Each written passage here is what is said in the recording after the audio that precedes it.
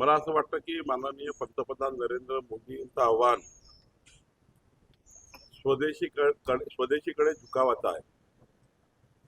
Petrol diesel विदेशातनं आयात करावं लागतं, गॅस विदेशातनं आयात करावी लागतं, सोनं सुद्धा कधी कधी विदेशातनं येतं आणि त्यामुळे देशातला पैसा हा विदेशात जाऊ नये आणि जी काही युद्धजनक परिस्थितीमध्ये संपूर्ण जगभरात महागाई वाढलेली आहे, त्या महागाईचा फटका या देशाला होऊ नये म्हणून या ठिकाणी मला असं वाटतं हे आव्हान आहे. हे आव्हान सकारात्मक घेऊन जनतेने स्वदेशी वस्तूचा वापर करणे हाच या ठिकाणी महत्वाचा निर्णय घ्यावा असं मला वाटतं. खरं तर मुख्यमंत्र्यांना संभाजीनगरच्या एका निवडणुका होत्या त्या 5 लाखांच्या निवडणुकामध्ये इंधनावरती असेल 9 इतका खर्च केला, असं म्हणजे तरुण दाखल्याने देवपूजन लागली असं याचा अर्थ असं वेगळी खर्च पंतप्रधान रोहिणी खडसे काय बोलल्या त्यावर उत्तर आमचे प्रवक्ते येतील. सर, संभाजीनगरच्या एका शेतकऱ्याने मुख्यमंत्र्यांना ₹1 आणि एक कांदा जो आहे तो पाठवलेला आहे. खरं तर कांद्याची प्रश्न जो आहे तो बिकट आहे, शेतकरी चिंतेत आहे, अडचणीत आहे. मी तेच सांगितलं की युद्धजन्य परिस्थितीमुळे जो कांदा बांगलादेश किंवा इतर देशात जायचा त्यावर मोठ्या प्रमाणावर आता बंधनं आलेत आणि त्यामुळं आपल्या देशातला कांदा हा थोडा त्या ठिकाणी घरी पडलेला आहे. त्यामुळं अत्यंत वाईट परिस्थिती आहे. पण सरकार या शेतकऱ्याबद्दल काही काळजी घेण्याचा विचार करत आहे. आमचे मुख्यमंत्री याबद्दल सकारात्मक चर्चा करते आहे. निश्चितपणे याच्यामध्ये आमचे प्रधानमंत्र्याचं लक्ष आहे, माझं लक्ष आहे, मुख्यमंत्र्याचं लक्ष आहे. आम्ही आता तोडगा काढू. जलजीवनची कामं जे आहेत ते पूर्ण ठप्प आहेत, पैसे देखील मंजूर झाले, मात्र अनेक ठिकाणी जे आहे ते जलजीवनची कामं. जलजीवन मिशनच्या राज्यातल्या कामाला 15,000 कोटी रुपयाची गरज आहे. त्याबद्दलचा हुडकोचा एक प्रस्ताव तयार आहे. मला वाटतं त्याचा मार्ग निघेल. नितेश राणे जे म्हणतायत की विकास लवांडे संतांकडे वाकडे कार्यक्रम त्यामध्ये कालही मी सांगितलं आपल्याला की पोलीस योग्य पद्धतीने सर्व बाजूचा तपास करत आहे आणि याचा जे काही तुम्हाला दिसेल की योग्य तपास झालेला, योग्य कारवाई झाली. सर, ओबीसी प्रवर्गाची 27 जाती अशा आहेत ज्यांचं केवळ कॉमर्स नावाचं स्पेलिंग मिस्टेक अशा कारणांवर केंद्रीय सेक्टर ओबीसीच्या जाती समावेश होऊ शकला. त्याच्याबद्दल मी फॉलोअप करणार आहे. कालच ती माहिती मला कळलेली आहे. कॉमर्स अल्पविराम वेलांटीमुळे 27 जातींचा त्या ठिकाणी ओबीसी मध्ये अडचणी निर्माण झाल्या.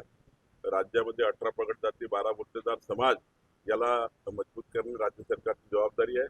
राज्य सरकार फॉलोअप करेल. साहेब, सोलापुरातील बीटूची मागणी जोर धरते, कधीपर्यंत विषय मार्गी लागेल काय सांगा? सोलापूरचा अत्यंत महत्वाचा B1 B2H आणि गुंठेवारी हे चारही विषय मला या ठिकाणी आमचे अध्यक्ष तळवटकर आणि आमचे या ठिकाणी सौ रोहिणीताईंनी आणि श्री आमचे आमदार रोजच विधिमंडळात मागे लागून आहेत.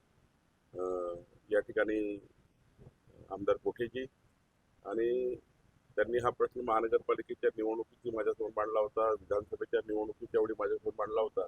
महिन्याभराच्या आत मी मंत्रिमंडळासमोर जाईल. राज्याचे मुख्यमंत्री सकारात्मक आहे. त्यांनी सुद्धा सोलापूरवासियांना शब्द दिला आहे.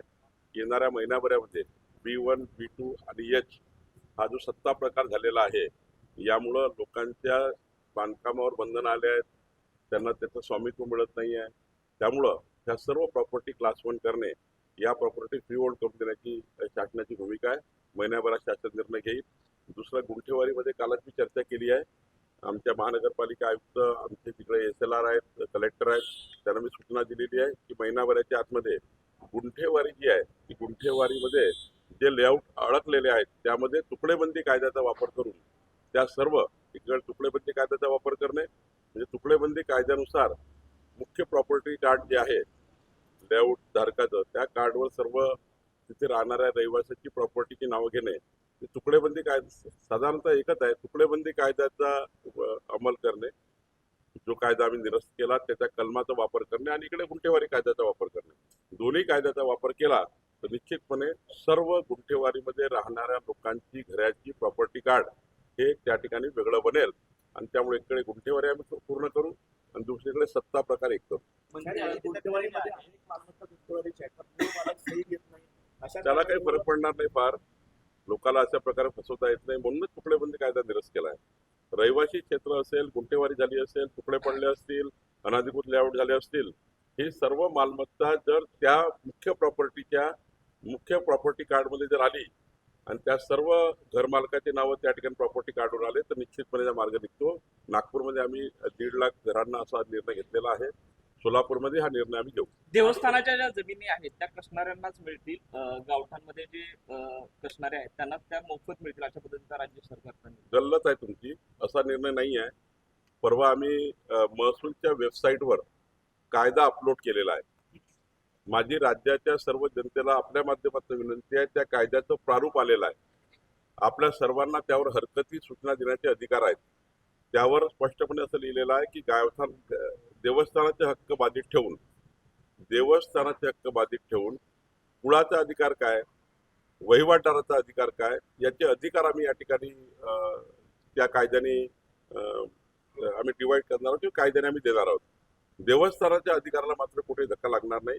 पण हे करत असताना वहिवाटदार आणि कुळं याचेही रक्षण करण्याचा विचार सरकार करत आहे. मंत्री आदित्य तटकरे यांचे खासगी सचिव आहेत राजेश गायकवाड, त्यांच्या विरोधात अशी तक्रार दिली राजपत्रित संघटनेने की हे आम्हाला ब्लॅकमेल करतात, अधिकाऱ्यांवर दबाव आणतात, आर्थिक व्यवहार करतात. माननीय मंत्री तटकरेजी याचा त्या ठिकाणी चौकशी करतील. रोहित पवार हे जे आहे अशोकनाथ प्रकरणात असं सांगतात की एक मोठं रॅकेट काम करत आहे नावं वगळण्यासाठी. मोठे मासे आहेत हे काळा अध्याय आहे महाराष्ट्र राज्यातला. कशामधलं नाव? अशोकनाथ प्रकरणात जे आहे मोठमोठे लोकांची नावं आहेत, ती नावं वगळण्यासाठी एक मोठं आर्थिक रॅकेट काम करत आहे. देवेंद्रजी फडणवीसचं सरकार, आमचं सरकार कुठेही टाचणीभरही चूक होऊ देणार नाही. आमची एसआयटी अत्यंत चांगल्या पद्धतीने काम करत आहे. देवेंद्रजीचं रोज लक्ष या विषयावर आहे. कोणी गडबड करू शकणार नाही. इतके खबरदारी माननीय मुख्यमंत्र्यांनी घेतली आहे.